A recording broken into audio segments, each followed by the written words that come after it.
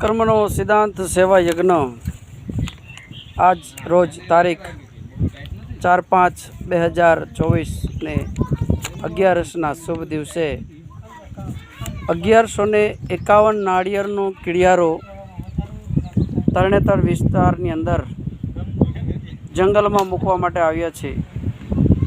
મિત્રો, ટૂંક સમયમાં દુઃખભંજણી ગ્રુપ, સીતારામ ગૌશાળા અને થાનગઢના ધર્મપ્રેમી લોકો દ્વારા એવી ઈચ્છા છે કે 21,000 નારિયેળનું કીડિયારું પૂર્ણ કરવું છે।